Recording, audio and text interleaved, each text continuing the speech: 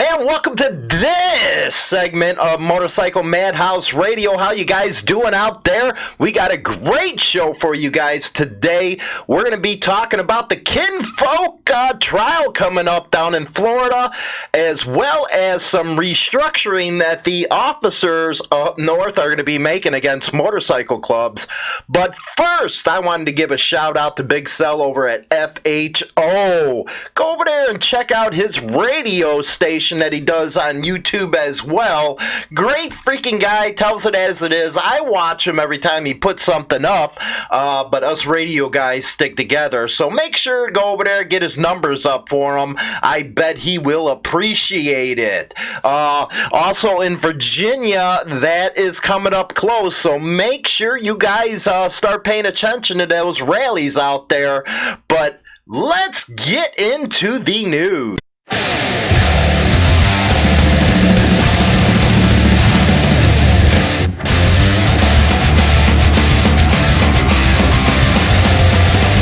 A Louisiana man is behind bars accused of opening fire on a man and his family in their SUV in Auburndale. Ledger.com.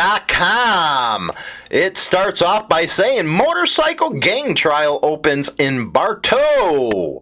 And this is by Susie. How you doing, Susie? Anyway, that is I believe, the prospect for the Kinfolk. We actually did a story on this long ago when it happened, so go check that video out. But I guess this is the guy that is up for trial. Prosecutors said the shooting in September of 2018 in Auburndale was related to Aaron Delaney's membership in the motorcycle crime gang, the Kinfolk Motorcycle Club. Delaney is from Slidell, Louisiana. You know how they had to put that motorcycle crime gang in there, man. It does them good when it comes to the search results. Anyway, Bartow, a Louisiana man faces up to life imprisonment if a jury this week finds him guilty of firing 2 gunshots into a random car in Auburndale in September 2018. Now, this was a pretty big story back then, so again, check out our coverage on it. Prosecutors said the shooting was related to Aaron Delaney's membership in the motorcycle crime gang, the Kinfolk Motorcycle Club.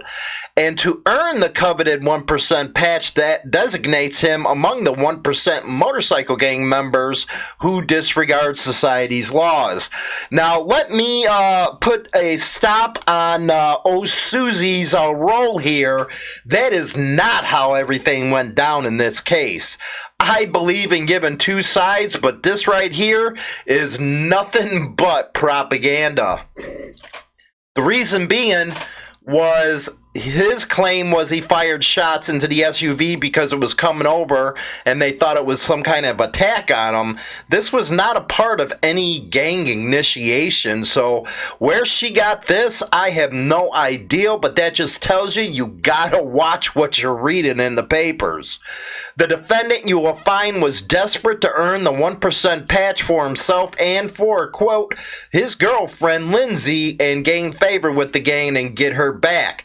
Assistant State Attorney Victoria Avalon told jurors Tuesday in her opening statements in the trial, quote, he had to prove himself. Well, you know, it's funny that now the paper and this district attorney or state attorney, whatever it is, Victoria Avalon, is saying now that was part of an investigation. And again, that's not the way it went down. If you hear our coverage of it, you'll see what went down on the time, and then you'll see how propaganda really, gets across the internet, if you will, or into the newspapers. But we all know how propaganda works.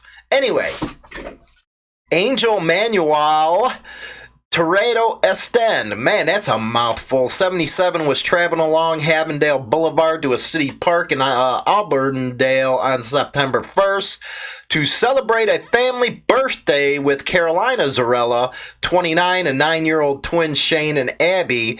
He pulled his 99 Dodge Durango into the center line, separating Delaney from the group of motorcyclists he's been following, according to the police report.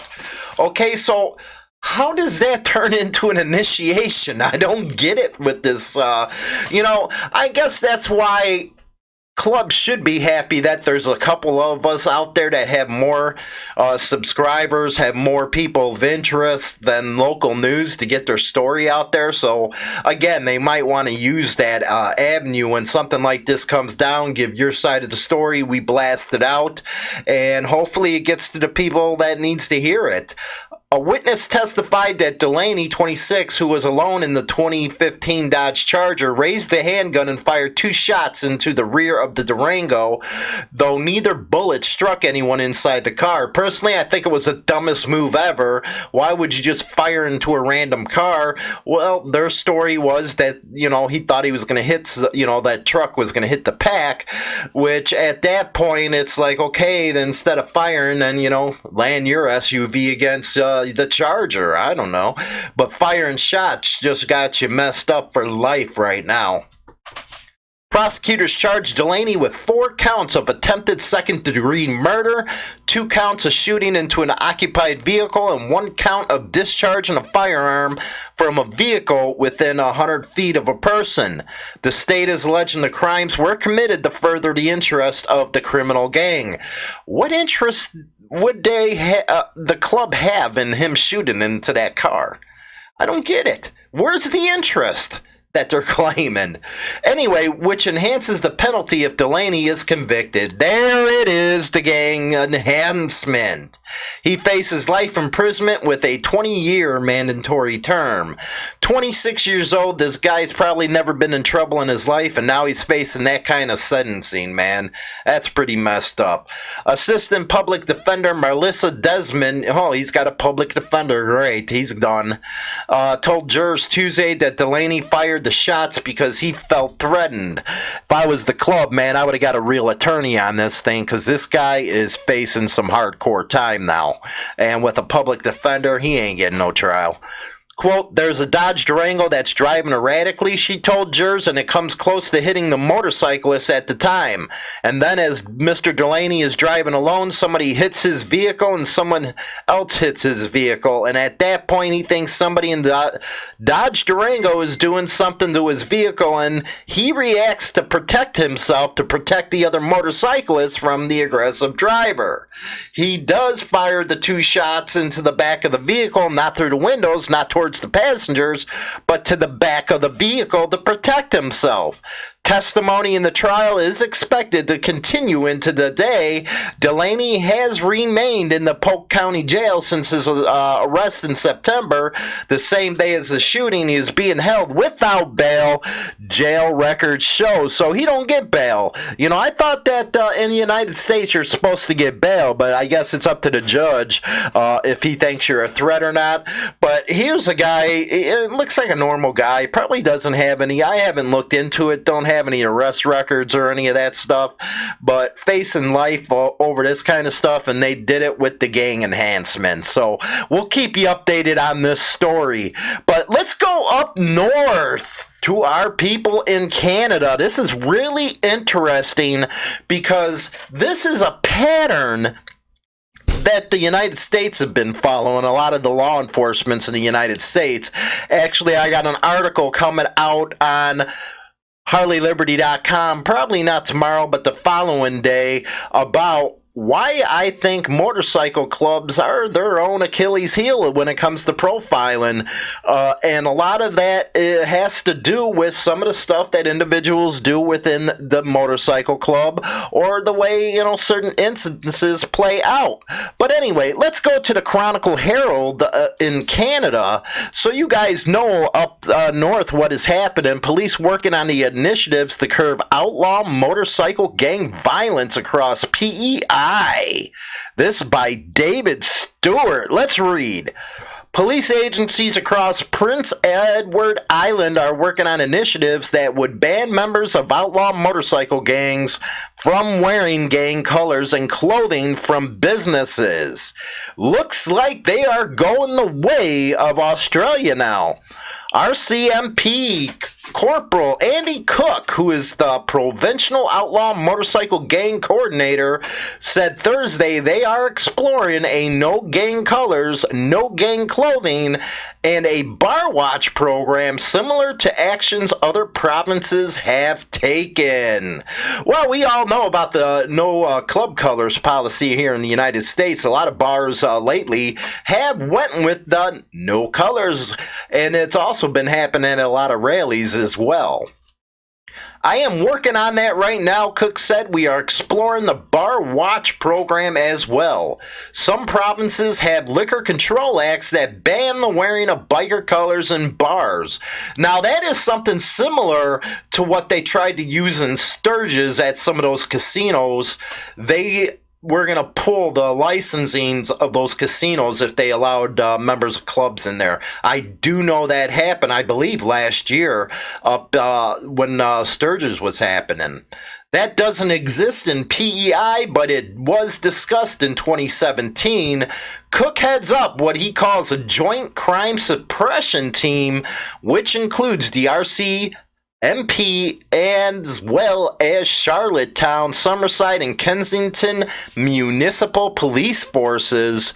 Cook said some provinces have a bar watch program which allows bars to form partnerships with area businesses that would entail banning members of outlaw motorcycle gangs from clubs, as well as known drug dealers and people who have a history of violence.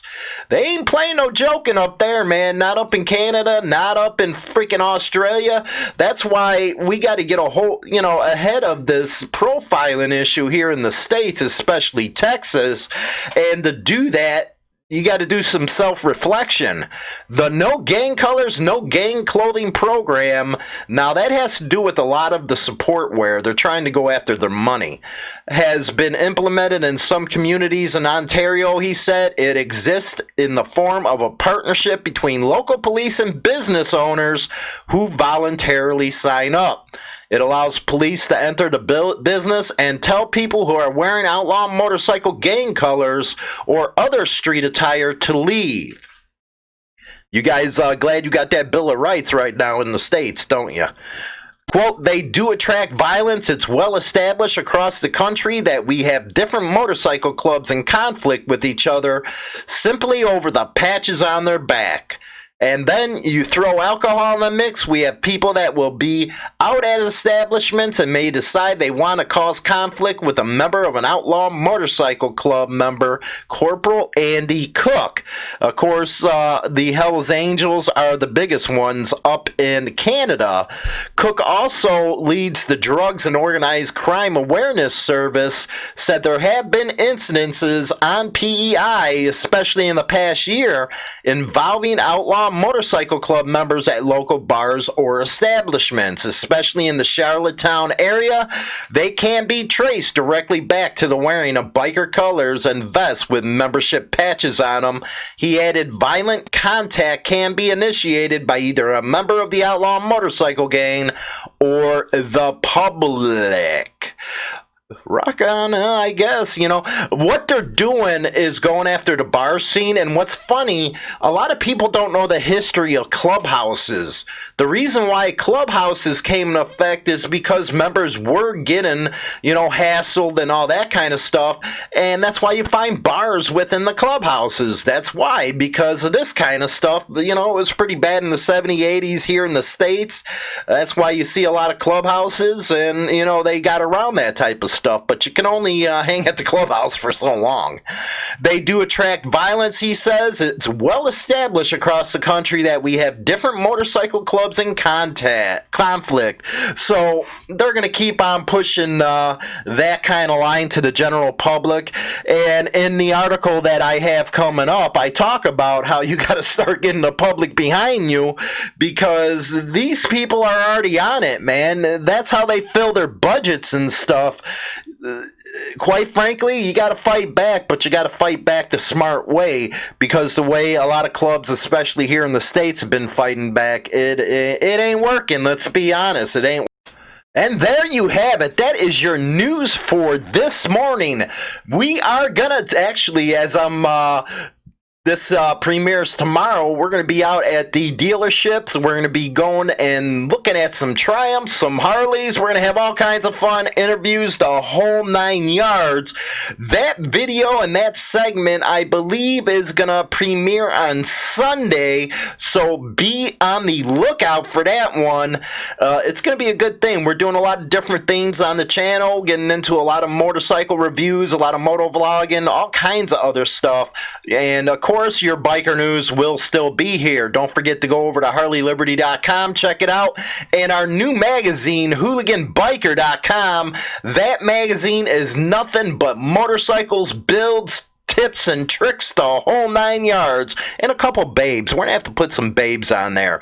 So go over to check out FHO, man, Big Cell. This guy is a fellow radio guy. Again, I have it for, radio guys, because that's what I am. So he's doing a really good job out there, man. He keeps it real, the whole 9 yards. Go give him a subscribe, man. Help him get his subscriber count up, because he is doing a lot. He talks a lot about the black set, but he does cover a lot of topics that cross over right into the white set and all that other good stuff.